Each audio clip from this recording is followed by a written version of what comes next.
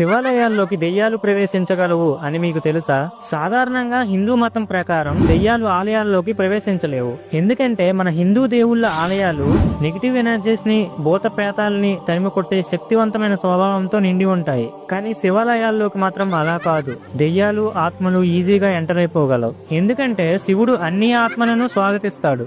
ఆ పరమేశ్వరుడికి మంచి చెడు అనే భేదం ఉండదు. అతను అందరినీ సమానంగా చూస్తాడు, అంగీకరిస్తాడు. ఇక్కడ ఇంకో ఆసక్తికరమైన విషయం ఏమిటి అంటే మధ్యప్రదేశ్ లోని మొరేనా జిల్లాలో కకాన్మట్ అనే ఆలయం ఉంది.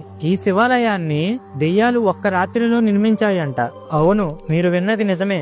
శివుడి మీద అపార భక్తితో దెయ్యాలు రాళ్లను మోసుకొచ్చి మరీ ఒక్క రాత్రిలో ఈ పురాణ ఆలయాన్ని నిర్మించాయంట. పరమేశ్వరుడు త్రినేత్రధారి, భక్తుల కష్టాలను పోగొట్టే దేవుడు.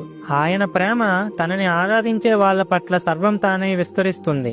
ఈ గుణం వల్లే శివుడు అందరికీ ఆరాధ్య దైవం. అది భూతాలైనా మనుషులైనా ఆ పరమేశ్వరుడికి అందరూ ఒకటే. ఫ్రెండ్స్, మీరు కూడా శివభక్తులు అయితే ఓం నమః శివాయ అని కామెంట్ చేయండి. ఇలాంటి మరిన్ని ఇంట్రెస్టింగ్ టాపిక్స్ కోసం మన ఛానల్ ని సబ్స్క్రైబ్ చేసుకోండి.